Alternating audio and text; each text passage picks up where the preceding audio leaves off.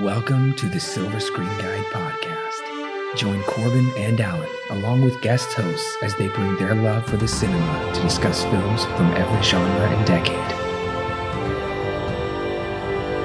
Learn about the history of the film, little-known facts, and insightful explorations while they enjoy discussing your favorite film.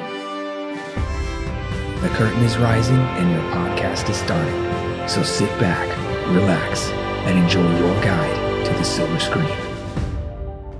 Welcome, listeners, to a special birthday episode. Today is Alan's birthday pick, and we are reviewing Waves. This is your co-host, Corbin. And I'm Alan. So we are taking a break with the Die Hard franchise. We'll be coming back next week with Die Hard with a Vengeance. So that does give you time to catch up on the reviews, so go ahead and check those out. Make sure to subscribe to the podcast no matter where you're listening.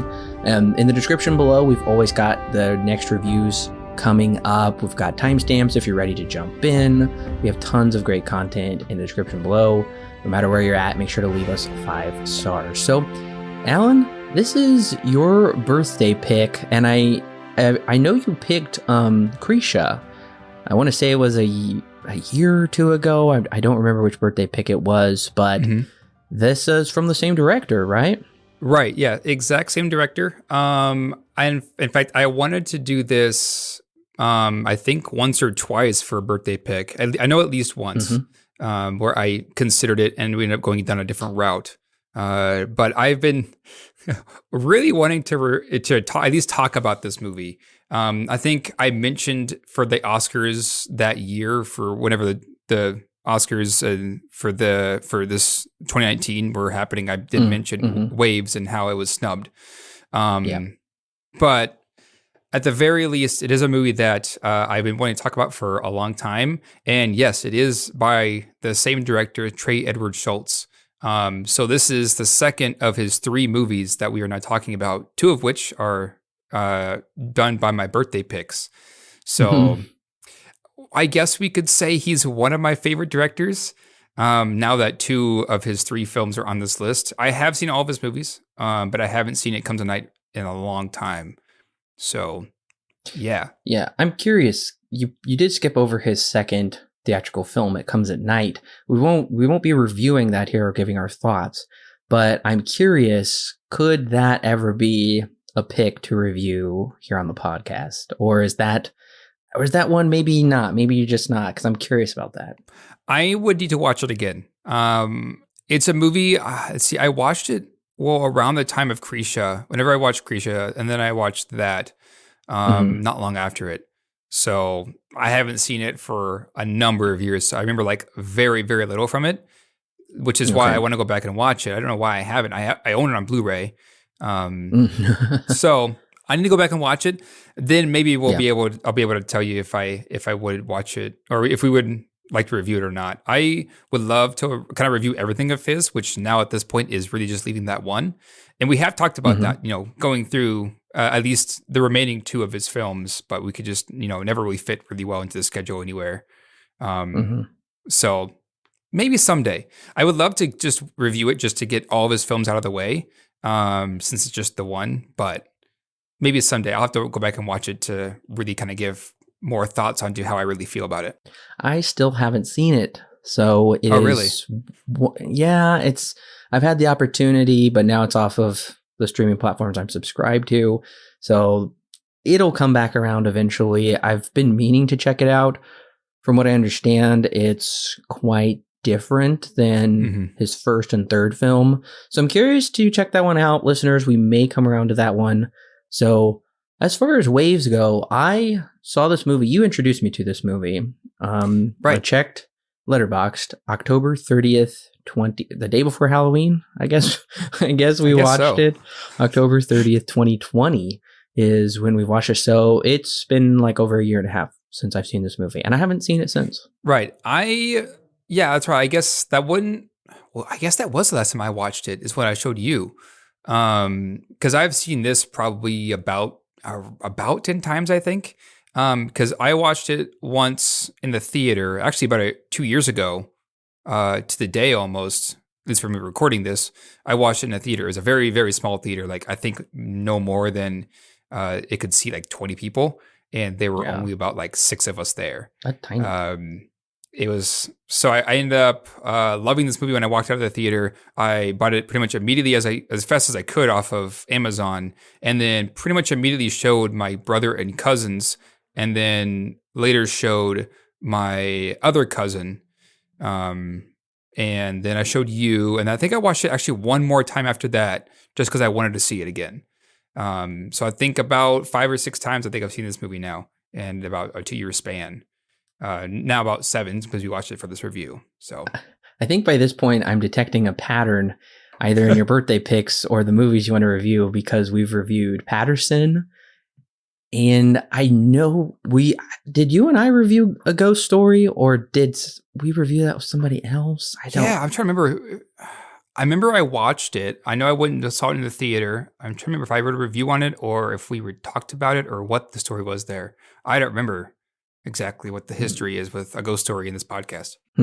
I just know that you at least showed it to me, and you also showed me Patterson, and I've noticed you have a habit of showing me things and then we review them, and then I watch them again. And I guess that's true. I never really thought about that. This seems to be, like I'm saying with the pattern, like kind of there's some similar themes as far as those movies go with life. You seem to be drawn towards like life dramas. I don't know if that's how to describe them. Yeah, no, I think that you're right. I think that I found that some of my favorite pieces of like content is, especially like movies or even TV shows, is those that are heavy on the drama, but are also heavy on realism. So I think that's kind of where, Krisha and this movie of 2 and A Ghost Story is a little bit different now, maybe a little bit outside of what I just said. But I think bottom line is, if it's a story that's relatively realistic, that is heavy on drama and dives into some more personal themes within the characters, I usually tend to enjoy it. So yeah, no, there definitely is a common theme between, at least all of the birthday picks that I've done in the past. But even some of my favorite movies are all kind of in the same vein. Well, Corbin, did you watch? Let me think. Did we see the trailer? I know I didn't, but did you watch this trailer at all before we watched it or after we watched it? Did you ever watch this trailer? So the most I ever saw of this movie before you just showed it to me was the poster. And there was a lot of buzz around the movie, and I didn't see a thing about it. I missed it. And then I watched it with you. The first time I watched this trailer was for this review. So I didn't know a thing about this movie going into it, actually. Nothing whatsoever. So the trailer is a very well edited trailer. It's a very well put together trailer. Would it get me into theaters? Maybe. I can't say for certain this would. To me, this looks a little bit like, I don't know, maybe you'll disagree with me here. It looks like it's kind of harkening back to some of the intensity and feelings of a movie like Ordinary People, where it is a family drama about a family that has some problems, clearly some heartache and whatnot. It looks to be more of a 21st century version of that. So ultimately, that's my verdict. Maybe. I can't say for certain whether this would get me into theaters. It would pique my interest, but I can't say I'd probably go see it in theaters. Right. Yeah. For me, I definitely skipped the trailers on this. All I really needed to know was it was a new Trey Edward Shults film. That's all I needed to know. I would have been in the theater anyways. If I saw his name anywhere on this project. So I hadn't really seen the trailer. Actually, I don't think I may have seen it like as like a preview to another film that came out close around this time that this released. I don't really remember seeing this trailer, if that is the case. So I'm willing to bet that this is the first time I'm watching these trailers too for this review. It definitely, I think you kind of hit the nail on the head. It feels like an Ordinary People like vibe. But just, more of a modern telling of the same story. I think that, the trailer does kind of it does a really good job at like, prodding the interest, but like not giving too much away. I think it does a really good job at that. If I wasn't a big fan of Trey Edward Shults, I would be a little bit. I would think I would wait to see what people thought about it before I went to go see it. If I could even go and see it in the theater, because it got a pretty limited run. So if I wasn't the case, then I probably would wait to see what it was about, see what the scores are, see what people are saying about it. But I'm already a fan of Trey Edward Shults. I love his work. Krisha is one of my favorites. And now this one is too. So of course I was going to see it in theater at some point, no matter what. Well, listeners, if you have not seen Waves and you don't want the film spoiled for you, go ahead and click pause right now. Go ahead and check out the film and then come back and click play here and we'll be ready to talk about it. Popular high school student Tyler seemingly has it all: the perfect girlfriend, a career set out for him, a happy, albeit strict family. But his life begins to fall apart when he severely damages his already injured shoulder during a wrestling match. It's also discovered that his girlfriend, Alexis, is pregnant and decides to keep the baby. She cuts him out of her life when it becomes clear that Tyler does not share the same opinion about their child. Tyler is then sentenced to life in prison after inadvertently murdering Alexis on homecoming night after attempting to make amends while drunk, high, and extremely emotional. His family is left to pick up the pieces, but ultimately have a hard time dealing with the fallout. They begin blaming each other or themselves for what happened and start to grow apart. Emily, the daughter, attempts to escape her oppressive home and school life and gets a new boyfriend. However, she cannot escape that which she refuses to deal with. While fishing with her dad, Emily reveals her hatred toward her brother and what he did. Roland, the dad, tells her that holding on to that much hate will ultimately destroy a person.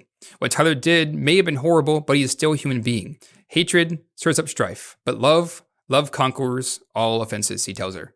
Emily later convinces her boyfriend Luke to visit his dying father before he succumbs to cancer. He agrees, and they make a trip to Missouri where Luke and his dad meet and make amends before he passes away a couple of days after their arrival. Meanwhile, Father Roland is shown attending church on his own and makes an attempt to reconnect with his wife, Catherine. In the end, we see Emily riding her bike down the road, now freed from her hatred as Alabama Shakes Sound and Color plays over the credits. The first thing that hit me when we watched this movie together, Alan, didn't come until, I don't know, probably an hour and a half into it, is I would say, kind of the core of the story. And that really is the themes of redemption and forgiveness.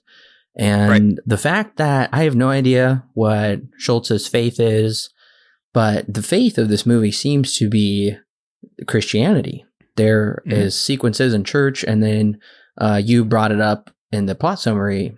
I looked it up. It's Proverbs 10:12, talking about how love covers all offenses. And the movie openly calls that out. It doesn't really back away from the Christian message of redemption and forgiveness and moving on. So that's one thing I wasn't expecting in this movie, considering, don't want to spoil anything, but Krisha, from what I recall, doesn't have a lot of moving on redemption type elements to it. It's more of the heartbreak side of it all. So to me, this is very interesting. Schultz is weaving this throughout the story.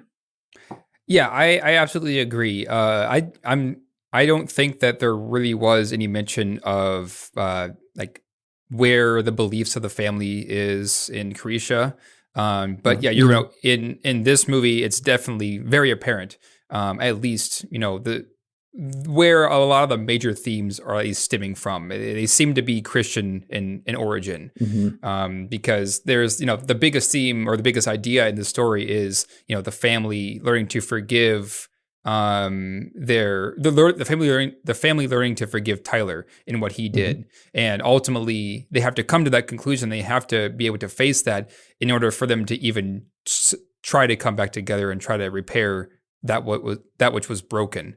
So yeah, no, you're right. I think that I was surprised too. I was surprised that, not only is it, a common theme here, or at least shows up once or twice, but it's like, almost apparent throughout the entire film, especially in the second half. The second half is when it really comes out. And it does it in a way that I think is not overbearing, but definitely apparent that this is, at least, where these major themes are coming from, they seem to be Christian in nature, Christian in origin, which I think is also was not what I was expecting when I went to go see this in the theater. I wasn't expecting there to be, anything really necessarily Christian coming out of it, but majorly I think that there is, at least in terms of where, again, all these major themes are coming from, they seem to be Christian in origin. And there is a major dichotomy set up in this movie between, I would say, the first half of the movie and the second half of the movie. Whereas the first half, you don't really see a lot of that forgiveness pretty much at all. It really is just a lot of pressure from Tyler's point of view, and it is kind of living fast, living free, consequence free until the consequences are really extreme. And then the second half does slow down quite a bit. It is more kind of taking a breath, enjoying life, and then pushing through that kind of heartache and intensity from the first half of the movie and moving on. So that's something I noticed more so the second time around, is kind of that clear line between the halves of the film. Yeah, there are what it feels like kind of two movies mashed together. But I don't think that one could exist without the other. I think that both halves of this movie are very much needed to tell this story correctly. Because I was thinking about it today on the train, would this movie work if it was split in half and told in two movies?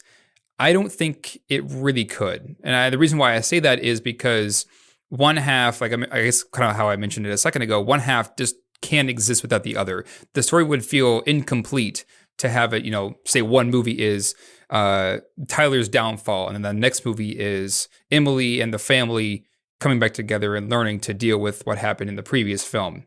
I think that, going down that route ultimately would not have the same effect as telling it in one story in one go, because the first half, explains, we get to, at least understand, what happened to Tyler. And then at the second half, get to see, now that we have that, that all that time that we spent with him, like an hour and a half, now we get to see, how does the family deal with that? And how are they going to ultimately come back together? Is it even possible for them to do so?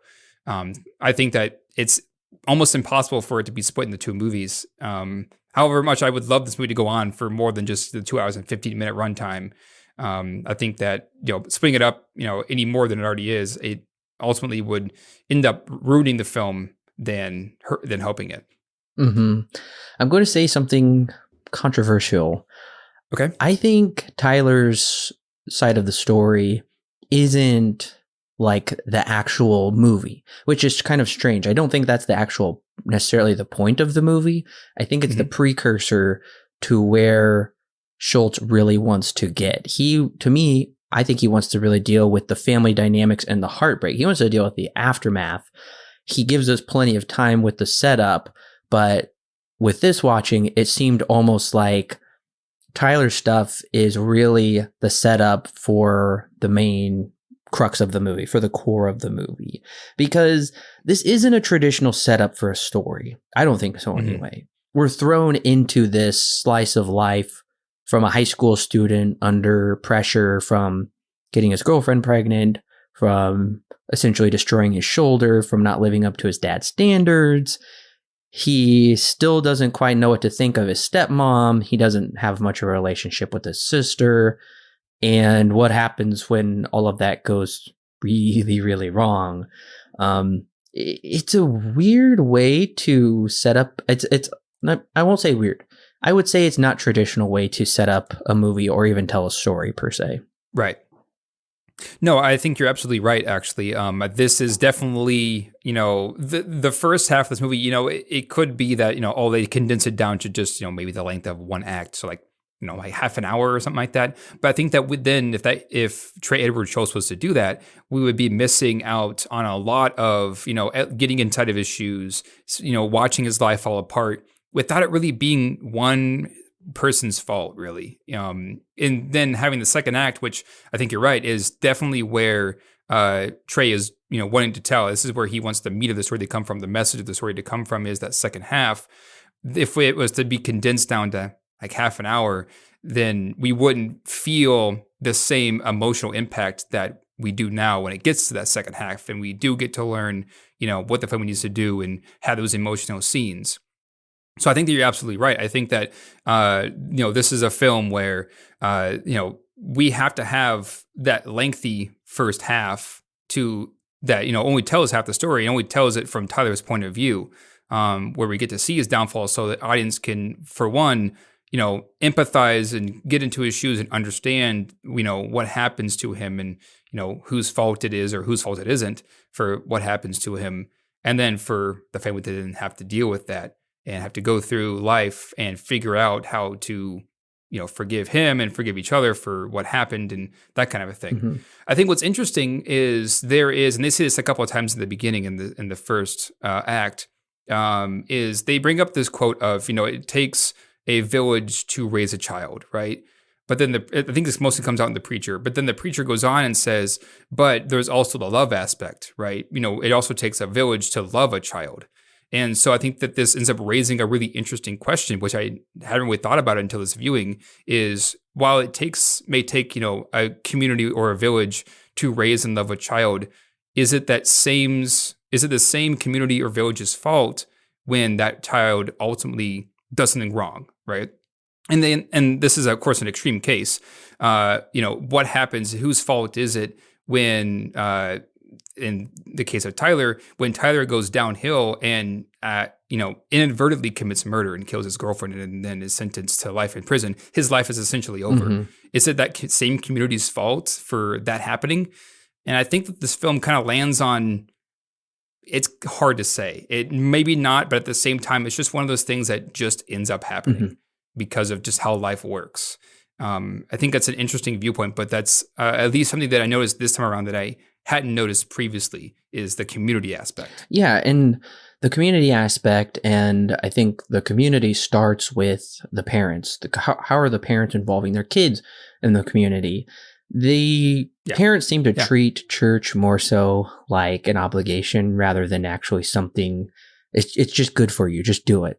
It's not really like, oh, we're really here to like enjoy this, to learn to grow together.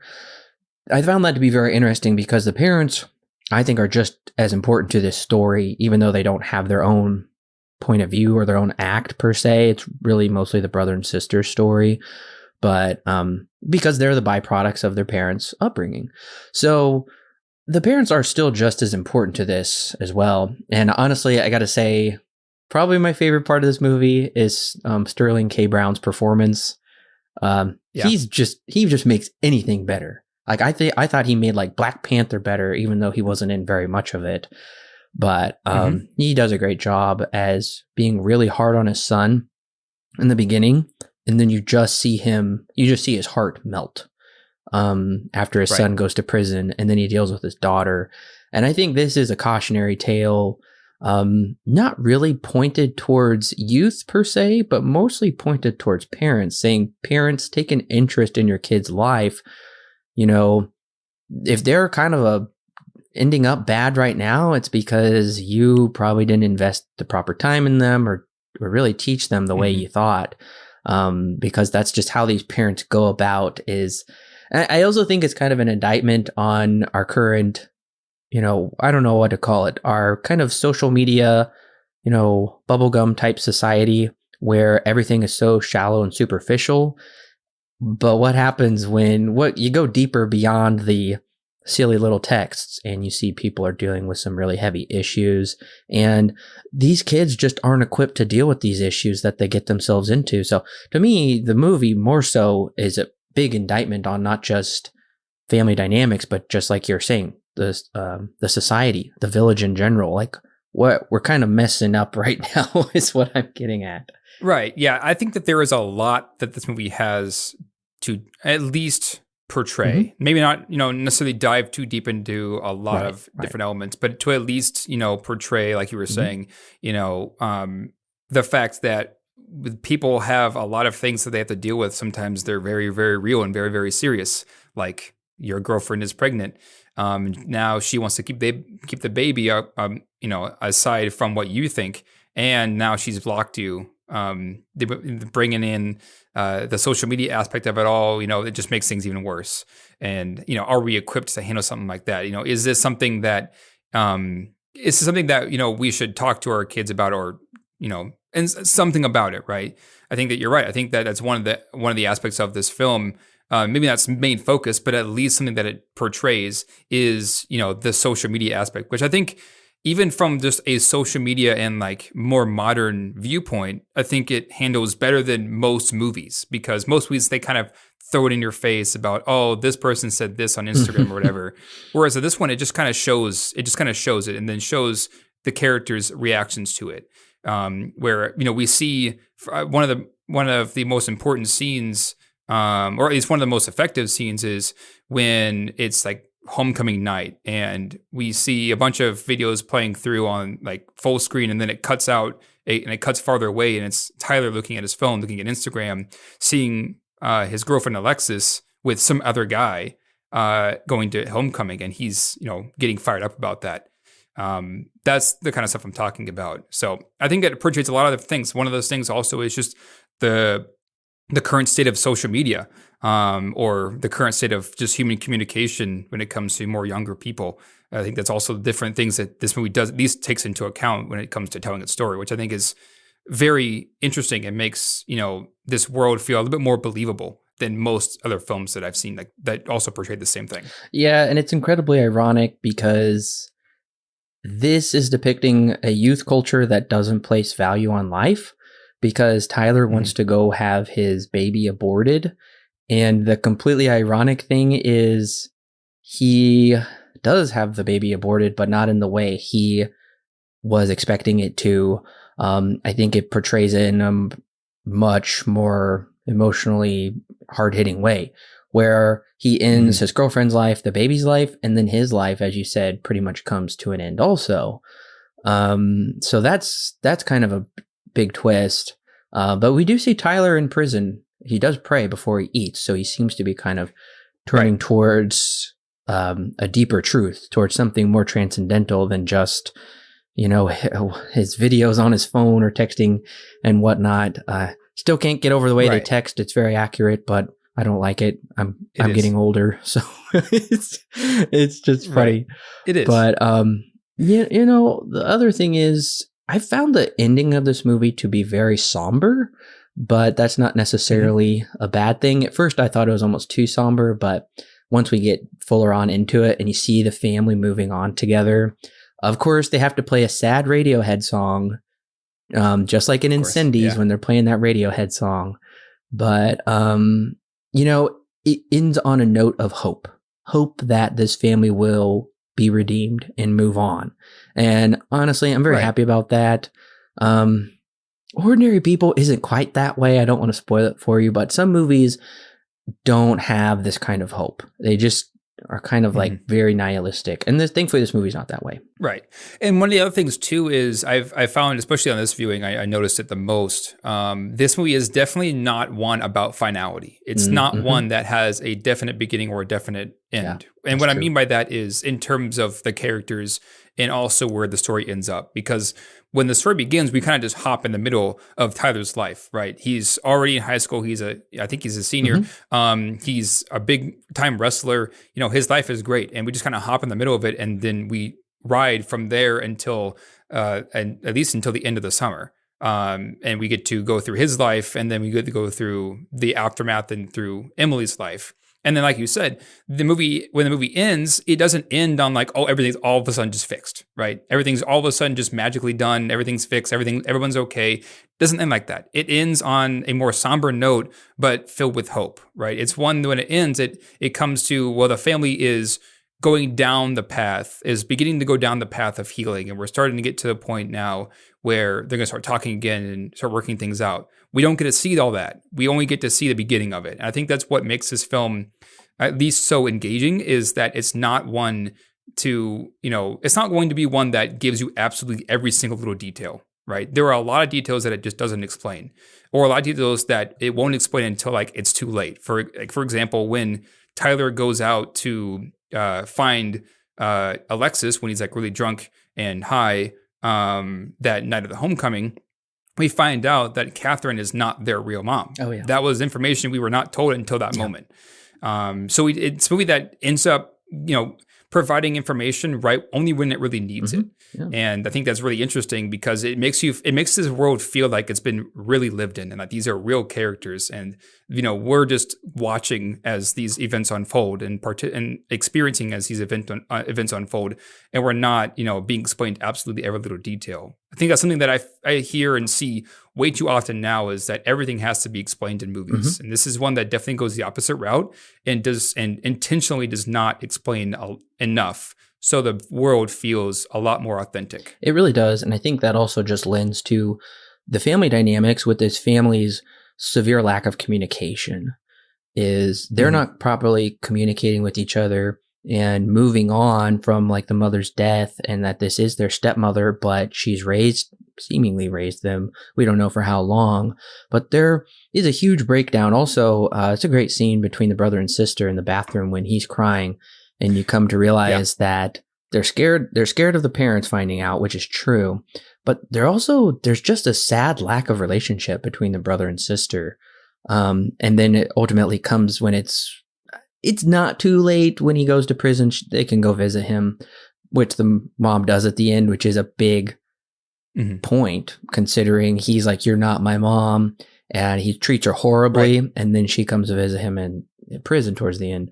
But nevertheless, mostly the family communication, you get to see that broken down. And I do want to commend him for that. You bring up a very good point, Alan. Shults does a great job with delivering information to the audiences in a way that doesn't feel like we're being spoon-fed, and honestly does take us by surprise, where we can tell there's something wrong with these relationships, but it's just delivered so organically that you're right. It is almost like somebody puts a camera in these people's houses and we just get to watch their lives unfold. So for me, though, I will say I have a feeling you are going to disagree with me. For me, it's almost too real to make this enjoyable to sit down and watch for 2 hours. It's emotionally difficult to just watch this movie, I will say. Yeah, I could definitely understand that. It's definitely not one that I'm going to go back and watch it again right now because it is very emotionally draining. It's one that, really likes to dig deep into harder topics and, dig deep into some of the things that maybe people don't want to think about.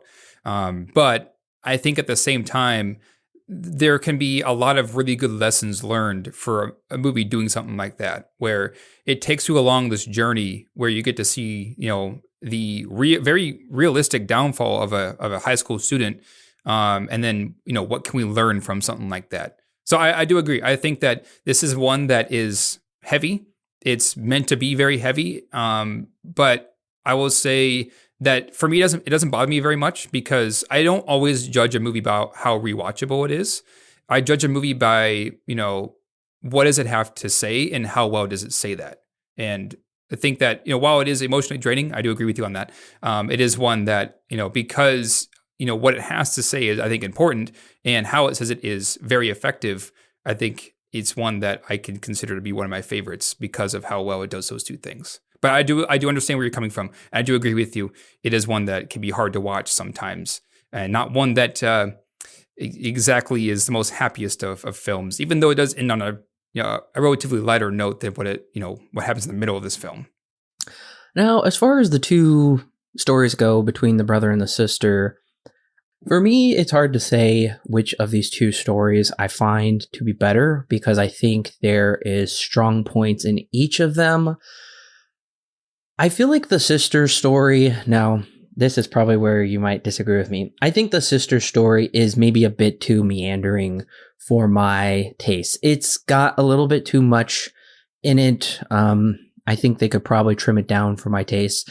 Whereas Tyler's, I feel like it's just different because they're so opposites. Tyler's is fast. The movie opens with a spinning camera and tons of shots that are zooming in and out. And it's like, welcome to the life of a high school senior. We don't have time. We're having fun.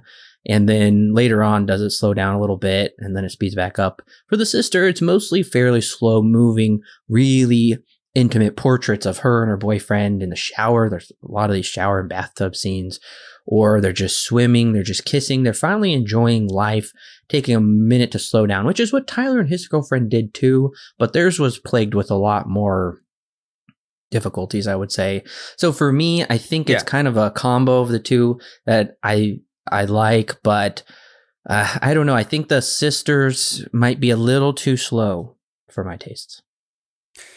Yeah, and I definitely thought the same thing when I had first watched this movie. While I loved it in the end, I felt like, at least the first, 20 or so minutes of the sisters portion of the story was, kind of slow. And I think that looking back at it now, while I think that is very true, it's meant to be slower. It's meant to be a different pace than what we see with Tyler. I think that it's also meant to be a point of reprieve, a point of slowing down and taking a little bit of a break than what we just saw with Tyler. And at the same time, also showing Emily how she's trying to evade what's happening, what's really happening at home, and the reality of what she's actually living in, which is the students are kind of being really mean to her and are not very nice. Mom and dad are not having the best of relationships right now. And we do get that. We do get scenes where, everything's great and happy and fun until all of a sudden, just out of nowhere, we cut to the parents having an argument, like a really serious and hard argument.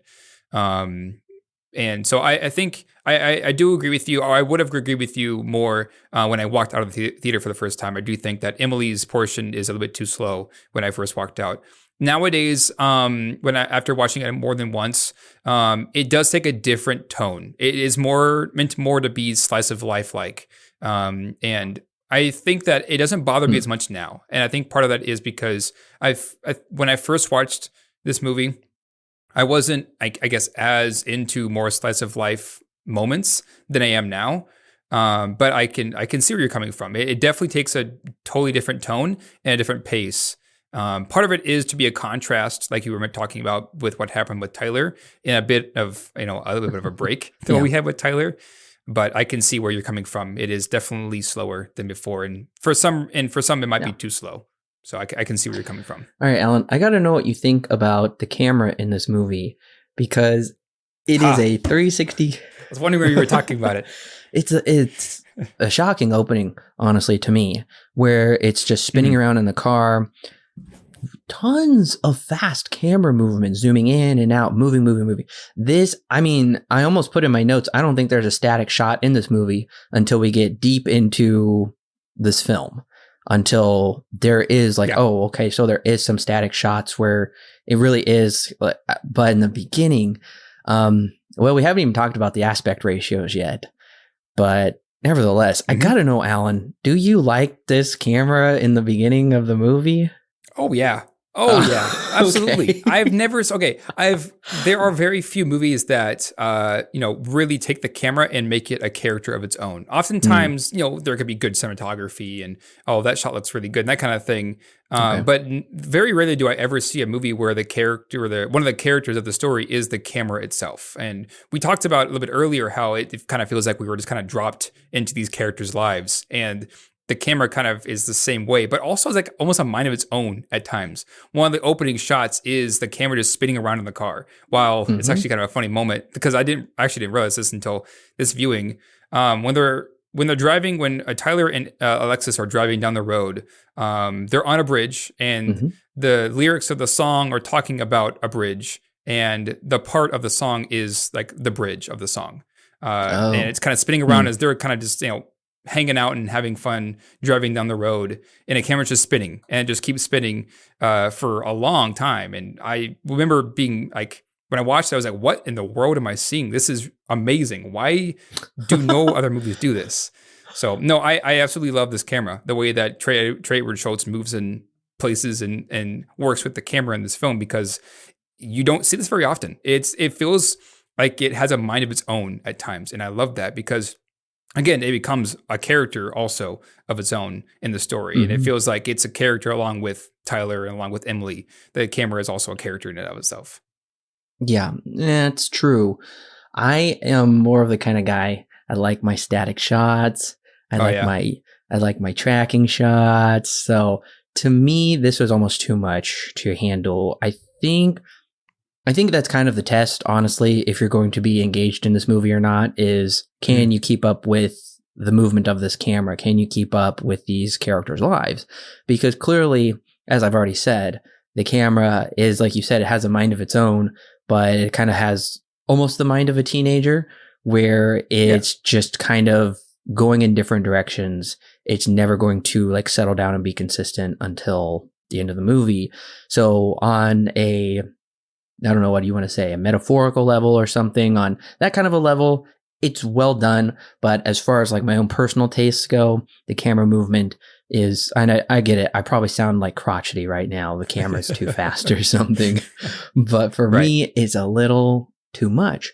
Before we get too far into other technical aspects, the one other thing that I forgot to bring up, I know we've talked about how the writing is good and the acting is good. The one thing, curious to know if you've thought of this or not, the one point of real contention I have with the writing, we have to assume that Tyler schedules, I'm assuming, I don't know, I guess he says he's 18, so he's a legal adult, right?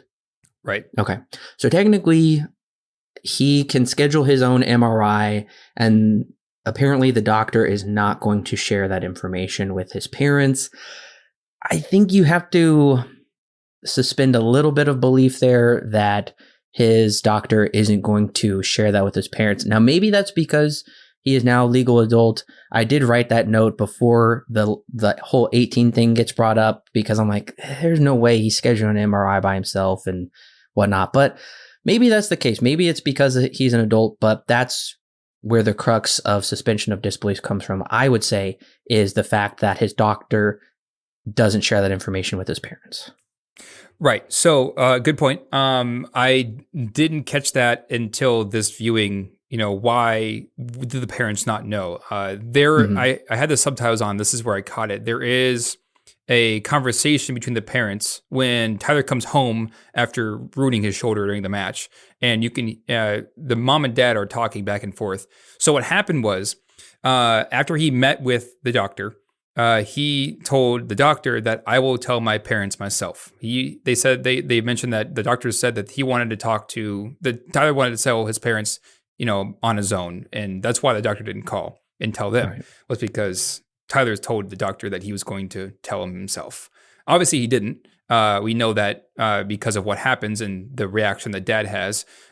We find out that Tyler did not tell his parents. He kept, he kept his injury of his shoulder being really, really bad a secret, because he had the fear of disappointing his parents. So I am with you. I was within the same boat of why on earth would the doctor never call? And the reason why is because the conversation that they had, it's easy to miss because it's like in background dialogue that the parents have. So there's your answer, I guess.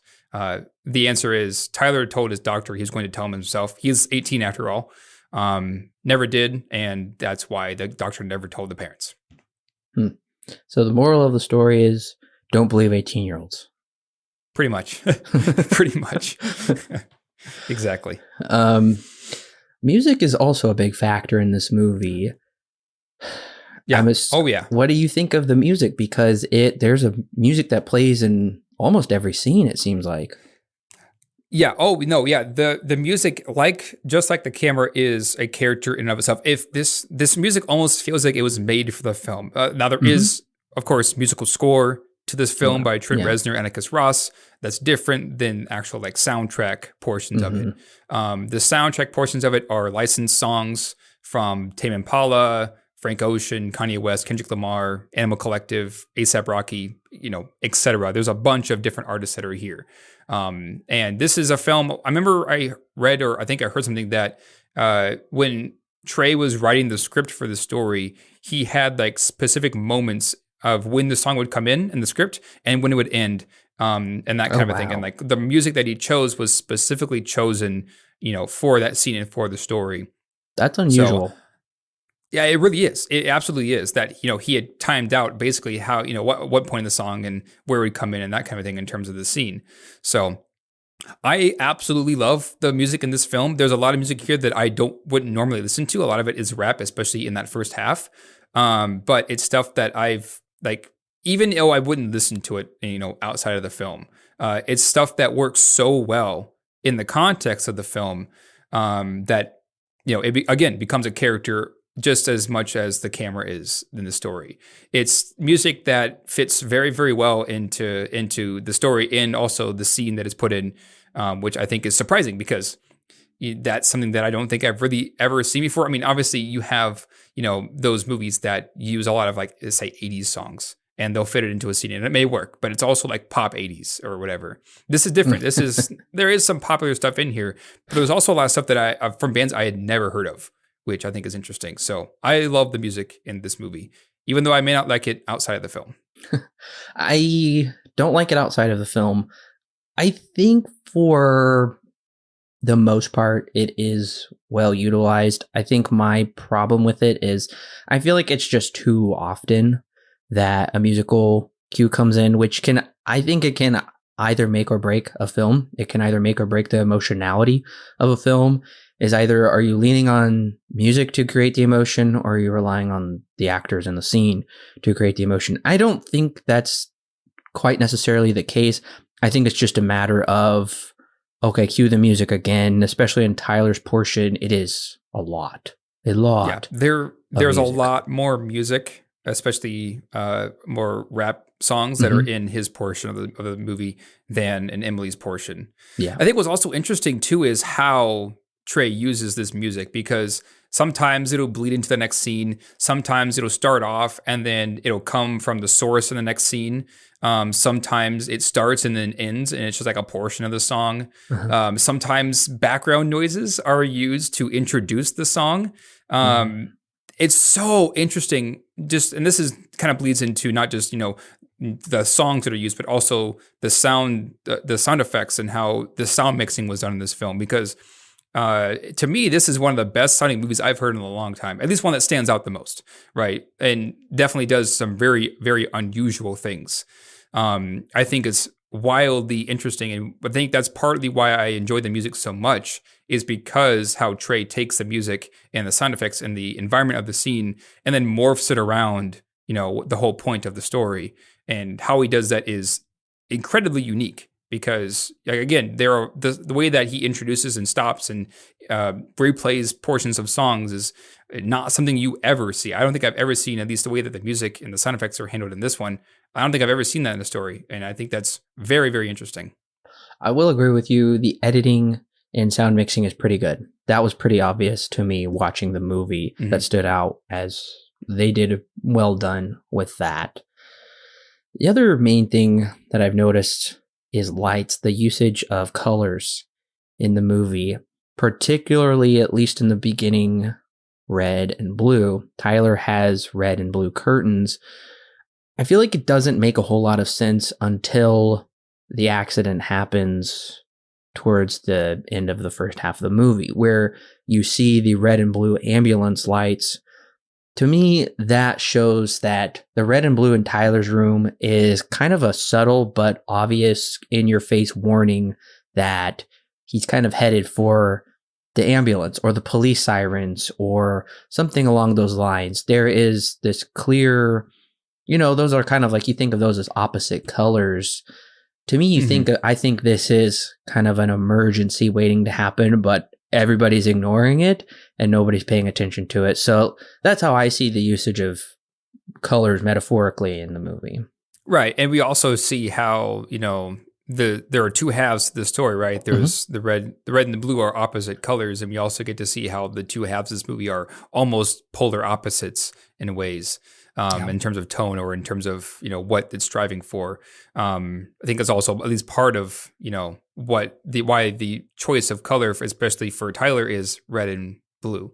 Like you mentioned, of course, there's also, police sirens are red and blue. So they're opposite colors to draw attention, which we do see, but we also find that, it's something that, even though it was supposed to draw attention like a cop car is when they flip on their lights, it's one that isn't caught until it's too late for these characters. I think it's also interesting as well. One of the other things I do want to talk about now that we're talking about the police sirens is Tyler's downfall scene. The scene when he runs or he escapes and his parents and meets, or I guess traps Alexis in that house during the homecoming night. Yeah. When I was watching this scene, I remember being in the theater, I was floored, especially with the way that it ended. Oh, yeah. Because it's one of those things where it flips back and forth between three different point of views. I guess more than that. It points between, of course, Tyler's and then his parents, and then we get a short scene of Alexis's parents. We get a short scene of back at the house with an Emily's point of view. We get dad splits off from mom, and he's on his own. And it flips back and forth between him and other points of view. I think that this scene is wild and also almost executed to near perfection because it builds up everything that we've had before this. It builds up into this one moment, and then it all just falls apart really, really quickly. But also one of those things where you couldn't do that without the visuals. You couldn't do that without the music. The way that Trey Edward Shults puts it all together for us to see this downfall is, again, almost near perfection to me. And it gets me every time. It gives me shivers every time or these goosebumps because it's just executed so well, at least in my opinion. I had forgotten how this scene played out. So it was definitely jarring to me to see how it all comes to this very violent, sad end. Once again, you see the color red. She's wearing a red dress. He has blue on his jacket, for his Letterman jacket, red blood on the floor.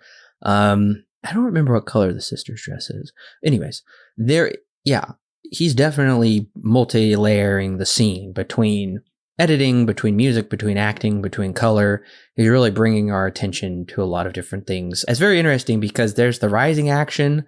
It hits that point. Then there's the falling action afterwards. Then we have like another rising action as far as the sister story goes and the family story goes, and then another falling action. So it's very unique. I think that is a well done scene. Also, definitely tense. Definitely felt like something's coming to a boil here. Once again, very hard to watch, I would say. Very hard to watch him cuss out his parents, fight with his dad, like physically fight with his dad, and then ultimately, I don't know how you want to say it, kill, manslaughter, I don't know what legally it comes out to be. It lands him life in prison. And I don't think it's just because the death of the lady, but because she was pregnant. So it's like essentially a double homicide. Right. Okay, so Alan, I forgot. I thought he might have actually died, and I thought he was dead for the whole movie. That was my recollection of it until come to find out he goes to jail for life in prison. That was the twist I wasn't expecting. I thought he died in the sequence as well somehow. So definitely. No, he goes. Yeah, it's definitely emotionally intense. And I love the way that, and we can this is going to lead into, how he works with the aspect ratio, because that's right. From the beginning of the story up until right before he hits Alexis and kills her, we see how the frame is kind of shrinking on him, right? It goes from, I think it's not quite full 16:9, but it's like pretty close to it. And then it just kind of slowly, the top and bottom keep shrinking down and down until he hits Alexis and she smacks the floor, and then it goes black for a second. And then when it comes back, it's a 4:3. And we get to see how it's also just a shot on him as he's looking at Alexis, and it just kind of lingers there for a second. And then it eventually pans over and we see Alexis on the ground and she's bleeding. I think what Trey Edward Shults does really, really well is he uses the aspect ratio to its fullest advantage here. And we definitely saw this in Krisha as well. He did also mess with the aspect ratio there.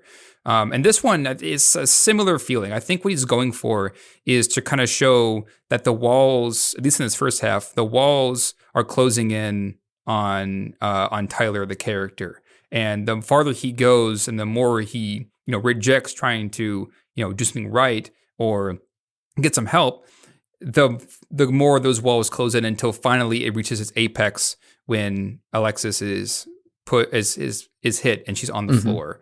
That's when it reaches apex and it goes to the most restrictive aspect ratio of the film, and then eventually pulls out of that as well as after we reach into Emily's point of view.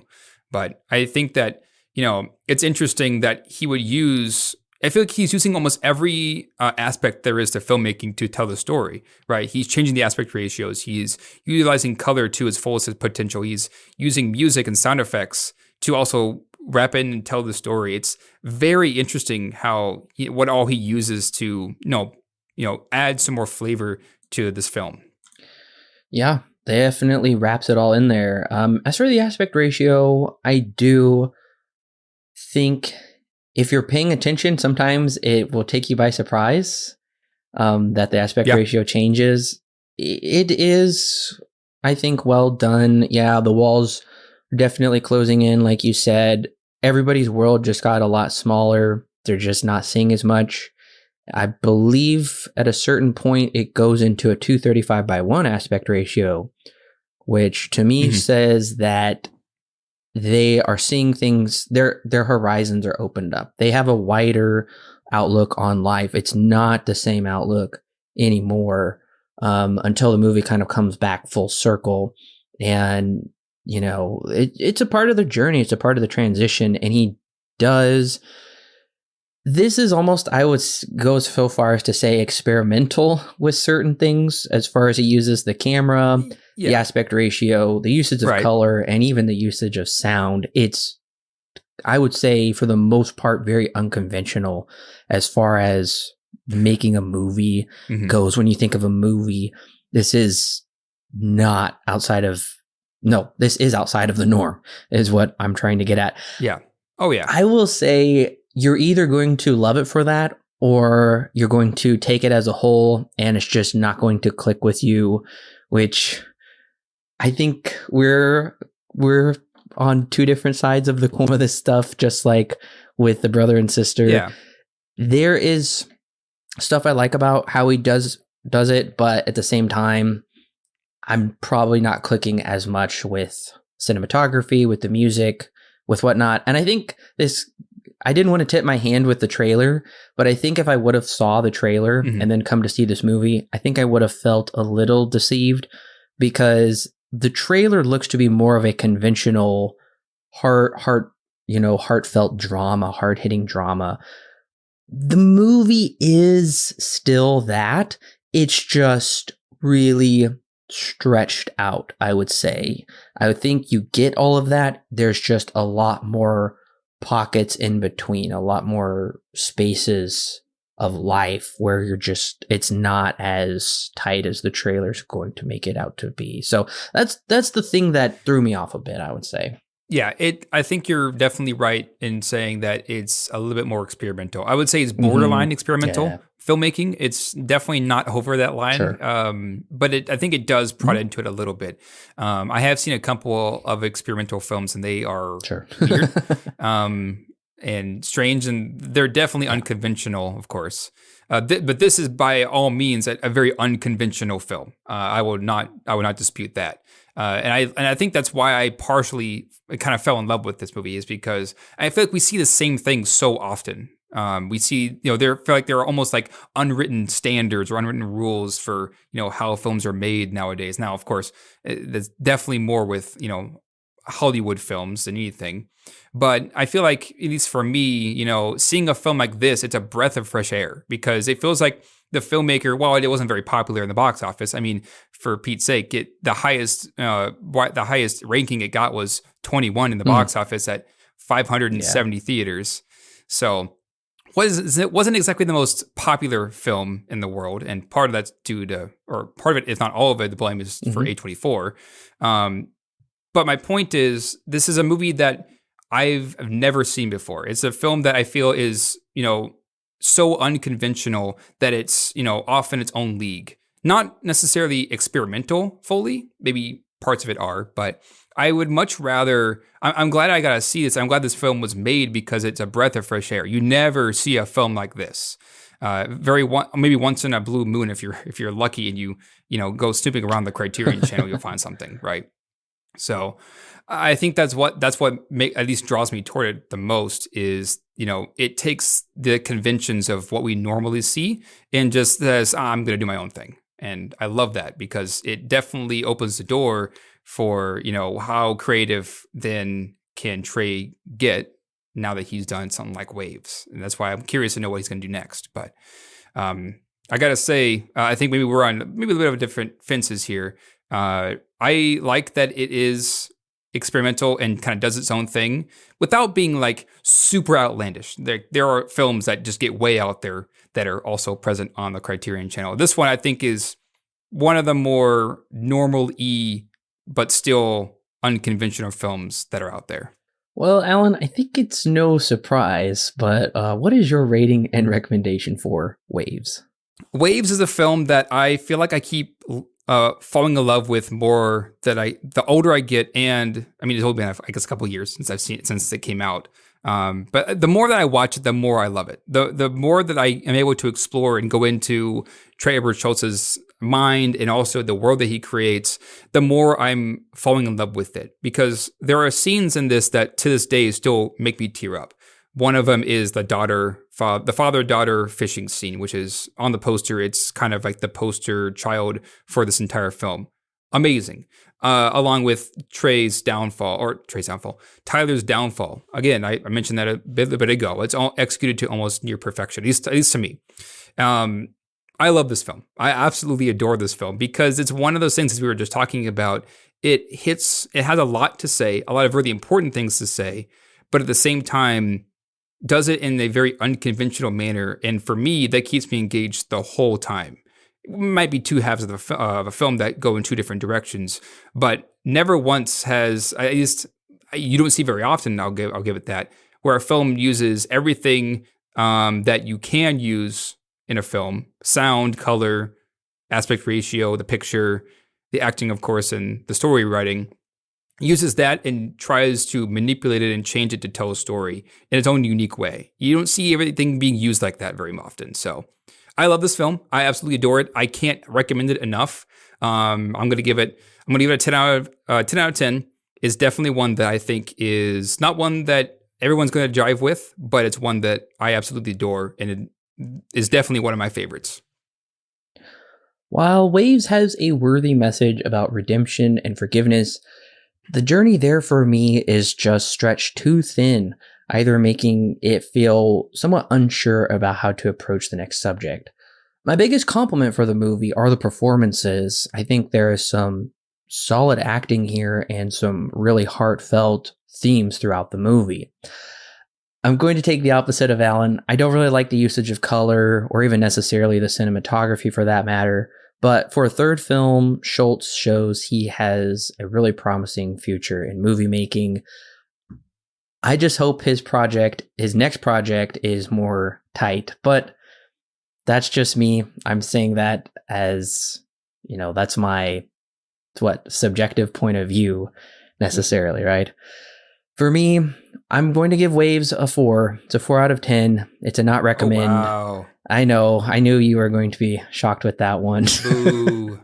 Boo. But I have to be honest. After my second viewing, I've just realized that while I think there's a lot of merit, this movie just isn't for me. It's one of those movies, I think in the first few minutes, you're either going to realize, I think like Alan said, you're either going to love it or you're probably not going to click with it. And unfortunately, I just didn't click with it.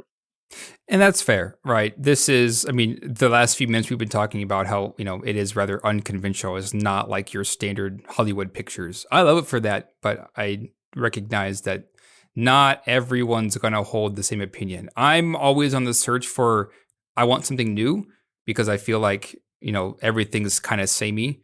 So when I find something new that also isn't pretentious, then I'm usually very happy about that. This is one of those things. And to be fair, I do kind of have a soft spot for Trey Edward Shults because Krisha is also a great film that I absolutely adore. Yeah. It kind of feels like Krisha 2 almost. It does. There's a lot of elements here that definitely have similarities with Krisha. But of course, it's still very much on its own. This is not so similar that they're, hard to tell apart. But no, I do understand what you're saying. This is definitely a film that is not meant for everybody. It's definitely a film that is going to be a little bit controversial because it's unconventional. But at the same time, I'm glad that I can at least own it on Blu-ray because a lot of times films like these are hard to come by. And it is interesting that you call this Krisha too, because I think you're right. He does want to delve back into exploring some of those themes from Krisha. The thing is, Krisha is 83 minutes. This movie is 135 minutes. So there's a lot more to this, whereas Krisha felt a lot more tight. Now, I gotta say, Alan, now I'm really curious to watch It Comes at Night. I gotta check it out. Yeah, I am too, because like I said, I haven't seen it since, well, whenever I watched Krisha, how many years ago? I own it on Blu-ray. I don't know why I haven't watched it. So yeah, no, I need to go back and see that one now that we've talked about the other two of his. Yeah, maybe someday we can talk about it on the podcast, but I'm with you. I want to go back and I want to watch it. It's definitely one that I'm surprised I actually haven't gone back to watch yet. Well, Corbin, now that you've seen Waves, is there anything that you would recommend to the audience to watch afterwards? I do. I have 3 recommendations. The first recommendation is actually a TV series.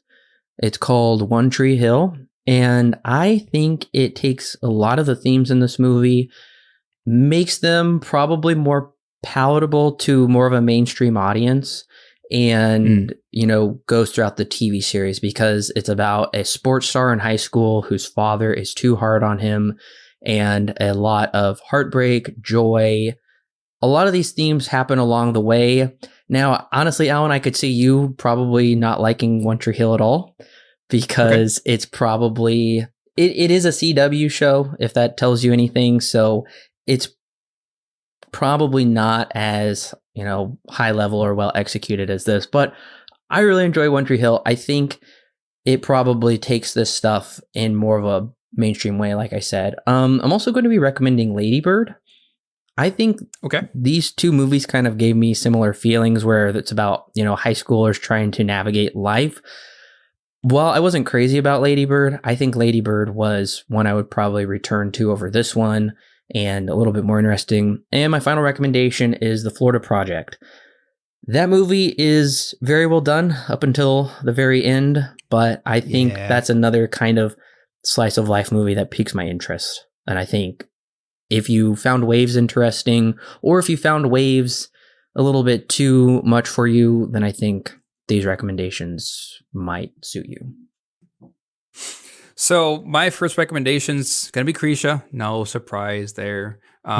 If you've liked this one, Krisha it's got some similarities to it. Definitely a lot more somber than this, especially with how it ends. That's all I'm going to say. Yeah.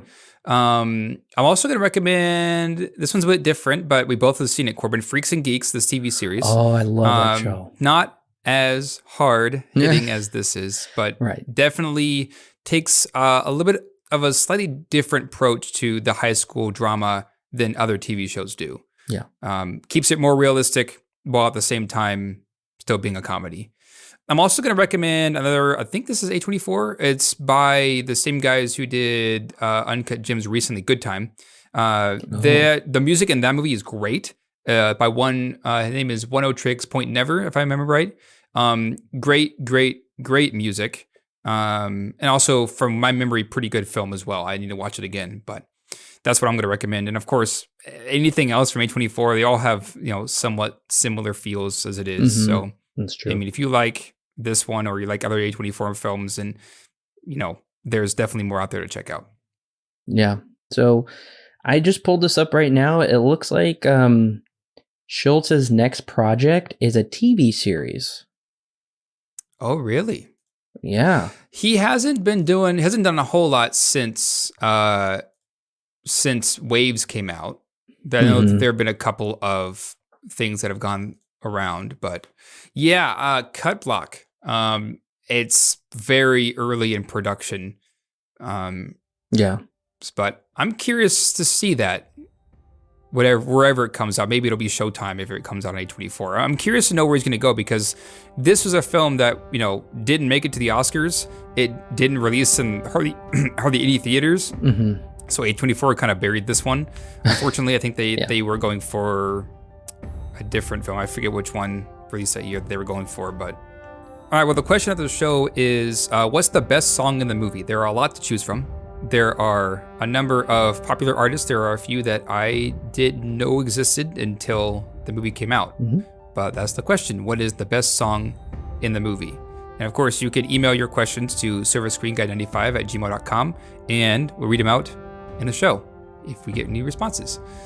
Well, Corbin, thanks for joining me. Sure thing. Well, listeners, make sure to come back next week as Corbin's going to be continuing the Die Hard franchise with Die Hard with a Vengeance, or Die Hard 3. We did take a little bit of a detour just this 1 week to talk about Waves, but you definitely don't want to miss the continuation of the Die Hard series with Corbin's review of Die Hard with a Vengeance.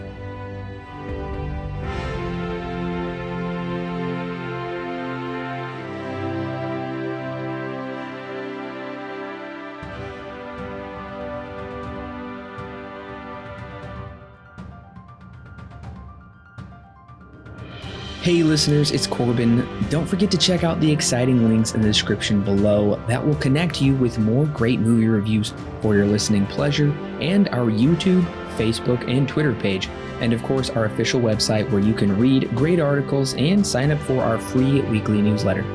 Also, if you want exclusive bonus content such as extra movie reviews, movie commentaries, and our thoughts on the latest movie news and trailers, plus more, then check out our Patreon page. It's a great way to help keep this show free, and it gives you great content that's yours to keep.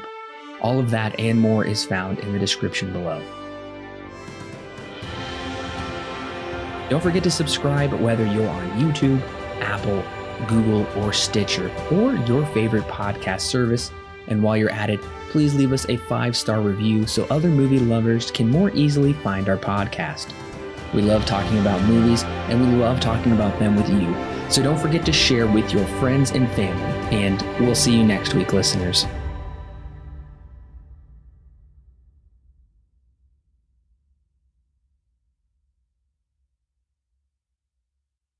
The Silver Screen Guide podcast is edited and produced by Allen and Corbin.